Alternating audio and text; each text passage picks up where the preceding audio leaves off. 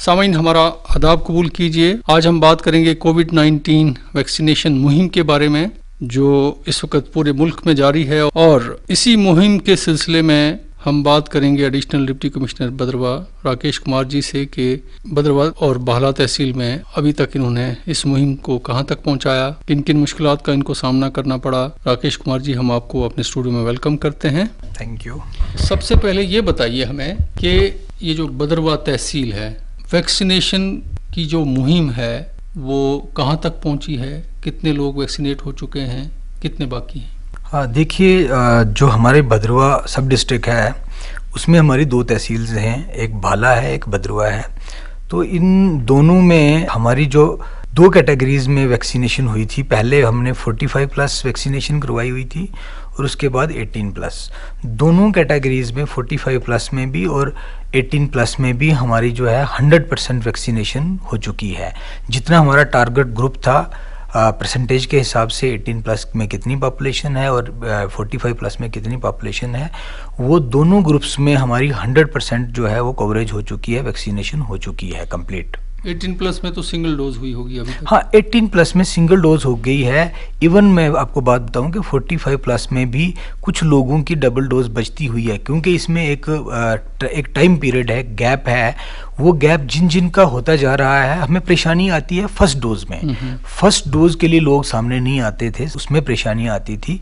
Otherwise second dose के लिए लोग खुद ऑटोमेटिकली आ जाते हैं, जैसे ही उनका एक गैप रखा हुआ है, 3 महीने का गैप है, तो वो जो गैप जैसे ही फिल हो जाता है, उनको जिस दिन फर्स्ट डोज किसी बेनिफिशरी को लगती है वैक्सीनेशन की, उसको उसी दिन बताया जाता है कि तुम्हारी सेकेंड डोज जो है वो फलानी डेट को होगी, और उसको एक मैसेज आ जाता है, उसका टेलीफोन नंबर, उसका मोबाइल नंबर लिया जाता है, उसको एक मैसेज आ जाता है कि आपकी सेकेंड डोज फलानी डेट को ड्यू है।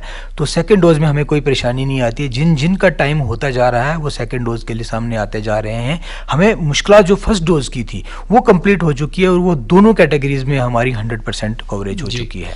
अच्छा, आप ये बताइए कि ये जो वैक्सीनेशन ड्राइव था आपका, जो मुहिम थी, ये एक तो यहाँ पे जो सब डिस्ट्रिक्ट हॉस्पिटल है वहाँ पे आपने इसका एक सेंटर रखा था, मेन सेंटर वही था? जी बिल्कुल। तो जो दूर दराज इलाके थे, पहाड़ी इलाके थे, वहाँ तक आप कैसे पहुँचे? देखिए, ये एक बहुत बड़ा काम किया है हमारे जो हेल्थ वर्कर्स ने हैं, एक अप्रिशिएबल काम किया हुआ है। मैं तो पहले मुबारकबाद दूंगा पूरे हेल्थ डिपार्टमेंट के एम्प्लॉइज़ को। एक जो छोटे से छोटे मुलाजिम NO से लेके BMO तक, CMO तक, जिन बहुत मेहनत की इन लोगों ने। मैं आपको बताते चलूँ कि पहले कुछ लिमिटेड सेंटर्स में वैक्सीनेशन होती थी।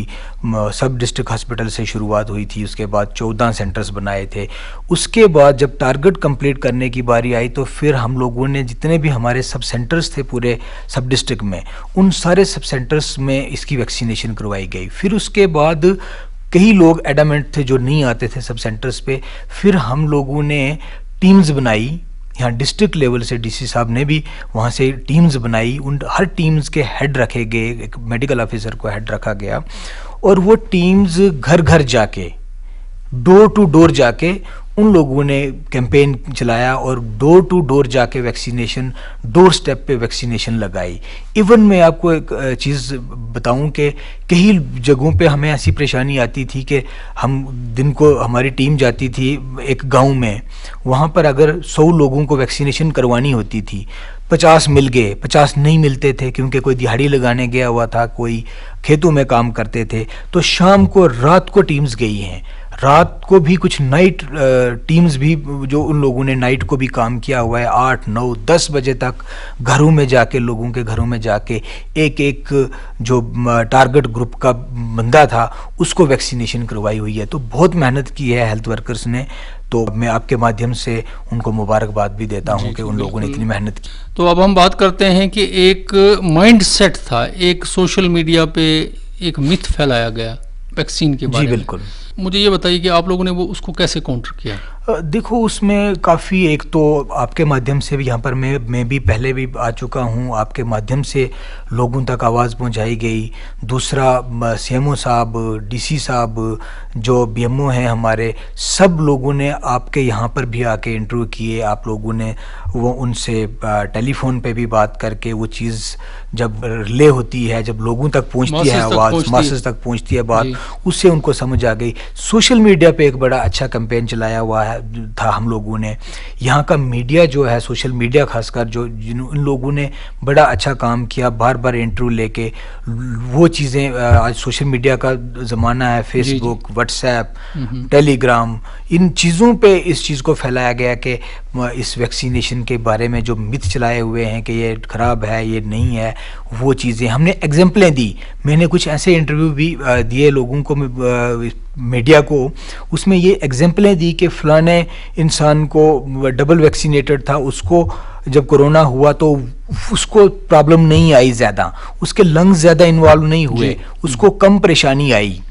और जिनकी वैक्सीनेशन नहीं हुई थी उनको बहुत ज़्यादा तकलीफ हुई, और कुछ हम लोगों ने जो कीमती जानें थी वो भी खोई इस रीज़न से, क्योंकि पहले जब वैक्सीनेशन नहीं हुई थी तो उस टाइम में उनको कोरोना हो गया और जिससे उनकी परेशानी हो गई। कुछ ऐसे भी इंसिडेंसेस हमने जो कवर करवाए मीडिया से, सोशल मीडिया में, और जो इलेक्ट्रॉनिक मीडिया है, प्रिंट मीडिया है, उसमें ऐसे कुछ एग्जाम्पलें हमने दिलाई। उन लोगों को भी आगे लाया हमने कि जिन लोग जो डबल वैक्सीनेटेड थे और उनको कोरोना हुआ तो उनको किस तरीके से वो वहाँ से बच निकले, किस तरीके से उनको परेशानी ज़्यादा नहीं आई, वो चीज़ें भी हमने मीडिया के सामने लाई और मीडिया ने इस चीज़ को फैलाया वहाँ पर।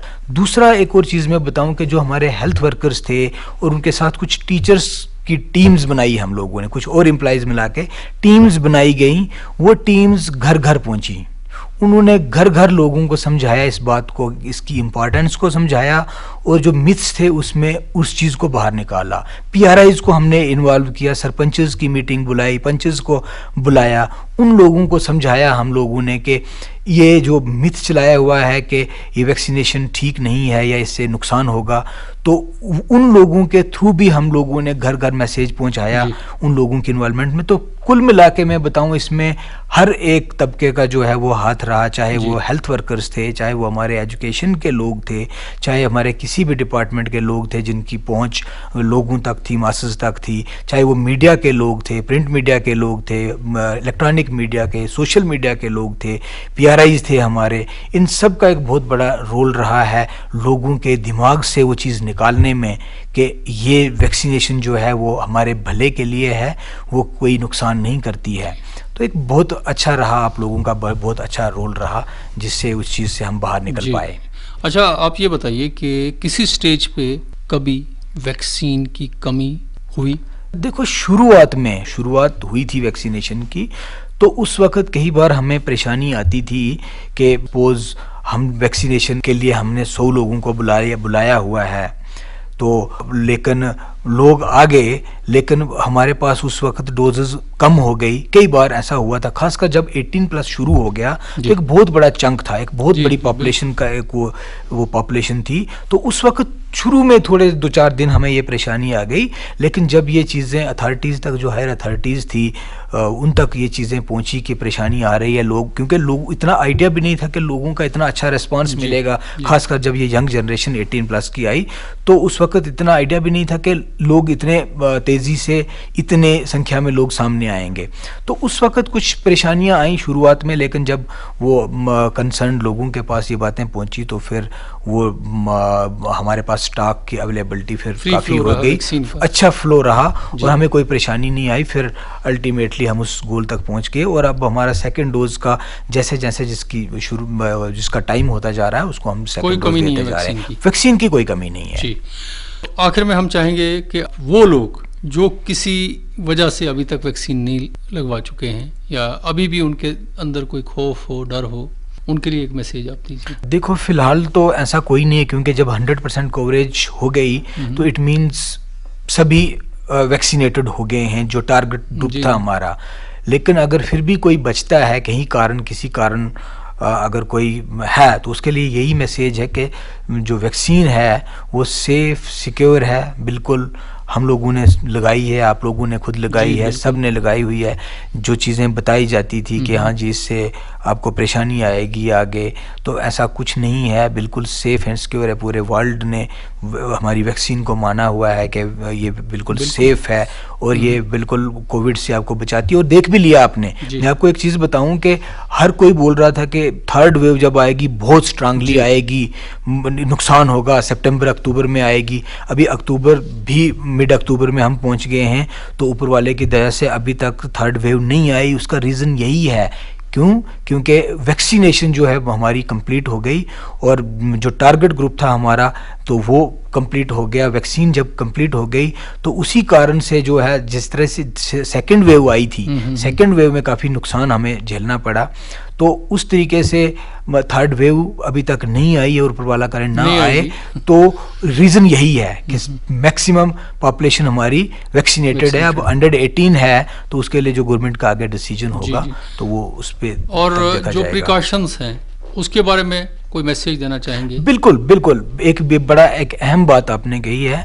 ये वैक्सीनेशन, फुली वैक्सीनेटेड हम बोलते हैं अपने आप को कि जो फुली वैक्सीनेटेड हैं, लेकिन वैक्सीनेशन का मतलब ये नहीं है, वैक्सीनेशन आपको कोरोना से बचाती है, लेकिन कोरोना ना हो बेहतर तो ये है।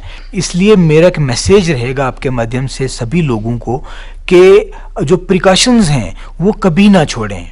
वायरस अभी कहीं गया नहीं है, वायरस तो है, वायरस एनवायरनमेंट में या जहाँ पर भी वायरस है, सिर्फ यही है कि जब उस वैक्सीनेशन आपको बचा सकती है, इम्यूनिटी देती है, आपको बचा सकती है, लेकिन ये नहीं है कि जिसको वैक्सीन हुई है उसको कोरोना नहीं हो सकता। कोरोना हो सकता है, और कोरोना हो सकता है तो थोड़ा बहुत नुकसान तो करेगा ही है जब इवन डबल वैक्सीनेटेड आप हो।